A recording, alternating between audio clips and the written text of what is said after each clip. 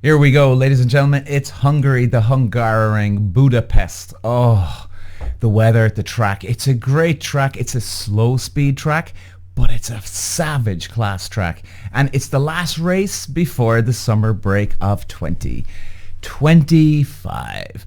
And you can feel it, not just in the paddock, in the air, but in your bones. This is a big one for this weekend. Because this is before the summer break where everybody goes off, recharges, resets, gets their minds back in the game here, right? There's people that are getting burnt out, exhausted, right? This happens, okay? I know the game and I've seen it billions of times before and it's no different here. Yes, they've got to charge up and they've got to attack and everything. But sometimes you can find that last little bit that you need after a summer break. You'd be amazed, and I think we've all been there, right? Where something's just not clicking, something's out of whack, and all it can be is 1%, even, hey, screw it, 0.5% of something. But then you have that break. Everything just clicks into place. So this is the big one before they have that summer break. And you know, guys, even at the summer break, it's not just a break. This is where everything can change for drivers, for teams, for everybody. And, you know, you can almost hear the collective pause, the anticipation, the awareness when the sun sets on Budapest this Sunday. It's probably, chances are it's going to be really good weather, which is great. I mean, the track is well, slow speed, but it can be quick too. And, you know, and because right now we have a championship fight. We've got a duel, the two McLarens, the young guns, two very different drivers, complete different guys, Piastri and Norris. They're not just fighting for points anymore now. They're fighting for legacy. This is it. It's game on, ladies and gentlemen, and let's get into it. Walsh running the Irish crane, and look at the move. He's making down to the inside. Moves to the front from fifth all the way to the lead in lap one. Walsh takes win number 2. Peter. Wow. Now, here's the thing about Hungary. Hungary, it's a circuit that doesn't forgive. Yes, again, I'll say it again. It's a slow speed track. So you can say, well, it doesn't forgive. This is a very, very technical track. It's tight, technical. It's, you know, it's kind of like a Monaco without walls. Now, I said that even last week, and I still stick to that. It is a Monaco without walls.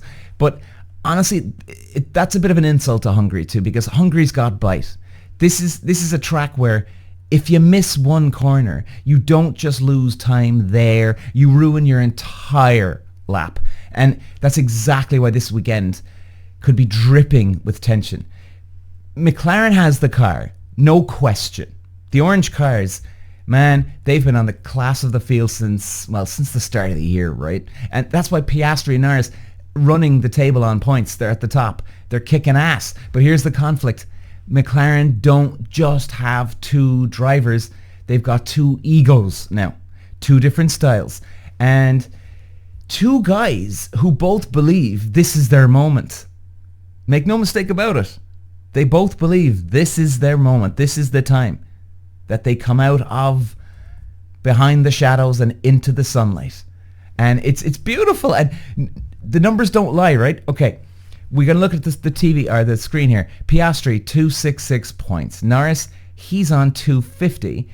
A 16-point gap. 16. Now, you could say that's a cushion. Not really. You can't rest on your laurels. You can't be feeling very confident going in with just a 16-point lead. And believe me, I know what that feeling's like. I've led championships in my career, 16, 20-point lead. But you know that you could easily have finished 5th or 6th. Guy in second position in the championship just has a huge win, and boom, it's game on. I mean, it really is. It's that close, right? Now, Verstappen, it looks like he's out of the game. Piastri's got 3 wins ahead, right? Verstappen was used to that. Verstappen had that for the last couple of years. Now Piastri's turn. It's not looking good for Verstappen. But, you know, one DNF, one safety car gamble, one cheeky dive bomb into turn 1, and everything flips. And don't forget who's lurking in the background. if that case does come up. I'm kind of contradicting myself here, but Verstappen. But again, we have to have dive bombs, 2 of the boys hitting each other off the track. It's a big ask.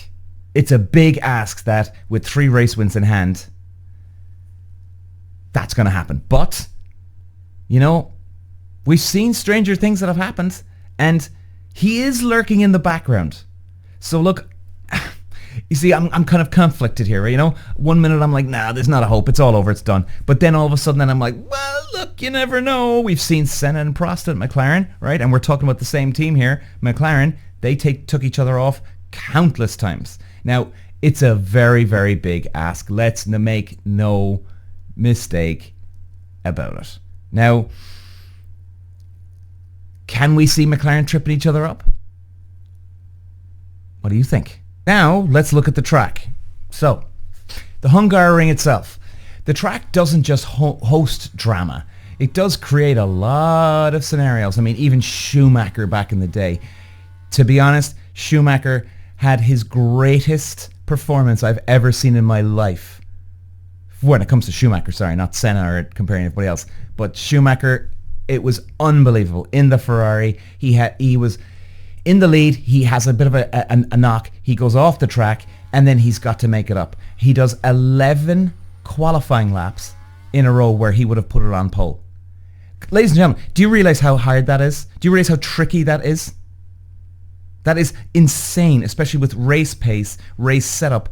And Schumacher did 11 laps back to back at the Hungaroring and got it back up into the winning ways. That was insane. The greatest Michael Schumacher performance I think the world has ever seen.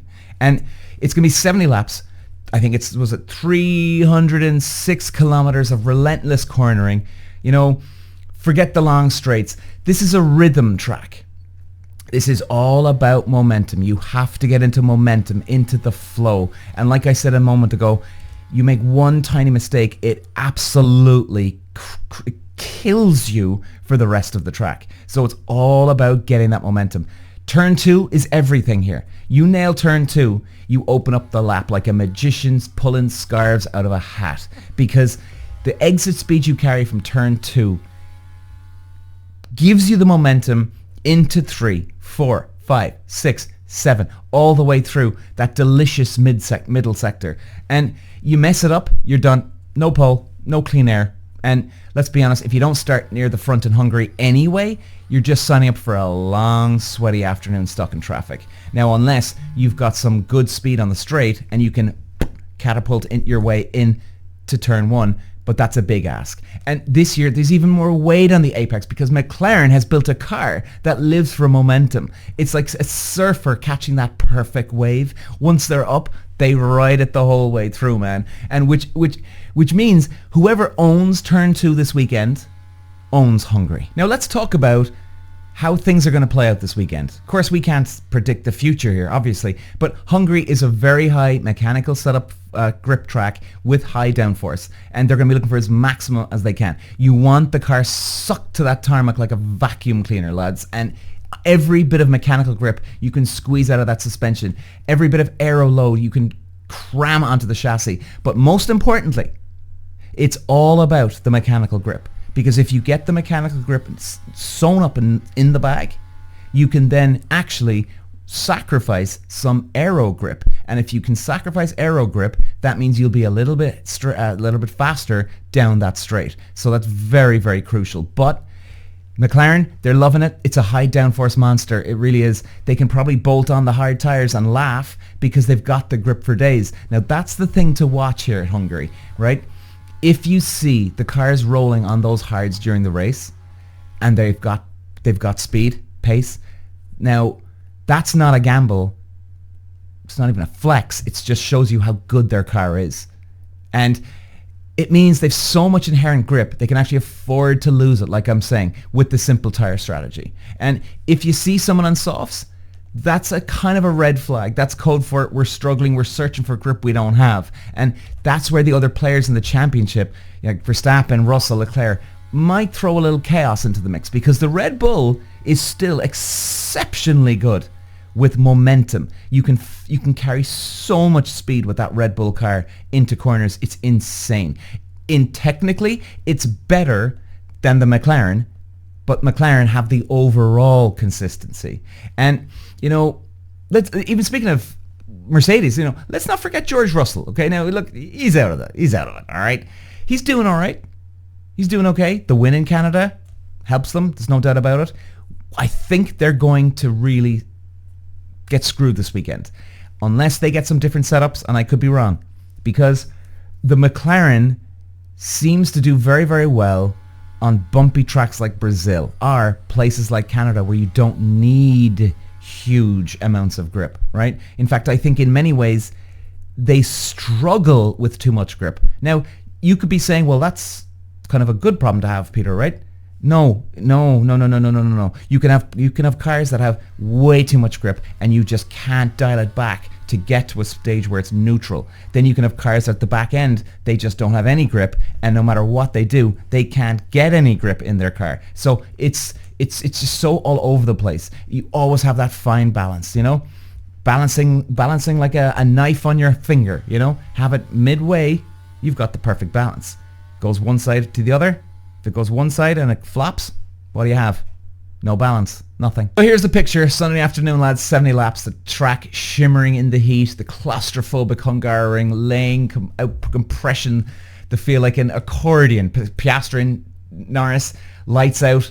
All of a sudden, everything doesn't get polite anymore. And, you know, I can't wait to hear the radio chat this weekend. It could be awesome. Pack it up for the day, lads. And no matter how this shakes out, Hungary is the fuse before the real fireworks. It's the punctuation mark before the summer break. We are over the summer break, the midway in the season, but this is the break where they all calm down. When that checkered flag falls, lads, one or two things will happen. Scenario one, Piastri holds his nerve, extends the points lead, and goes into August with one hand on the trophy. You know, you can see it. You can see his hand is almost has it on. And, you know, you've got Norris. Can he flip the script? Now, in a way, Norris has a tiny little advantage for him. Now, the fact that the two of them have never won a championship in their life, he's playing the chasing game. Now, Piastri, this guy seems fairly cool, but people can start thinking, and that's when things get all out of whack. Now, either way, the break will be anything but quiet. McLaren will spend 3 weeks juggling egos and strategy decks. Red Bull will be in the shadows, Verstappen simmering, Mercedes and Ferrari, they'll try and scheme, and the rest of us will be counting the days down until they fire up those engines again, lads, because Hungary is not just another race. It's a bit of a turning point, the place where titles tilt, friendship strain. Now, it could be another track, right? But the fact that we're at the summer break period, this is what I'm saying. And every mistake now, from now on, from Oscar or Lando, is going to be devastation. Devastation. Now, could we see those two boys knock each other off? What do you think? Walsh running the Irish crane, and look at the move. He's making down to the inside. Moves to the front with the fifth all the way to the lead in lap one. Walsh takes win number 2. Peter. Walsh.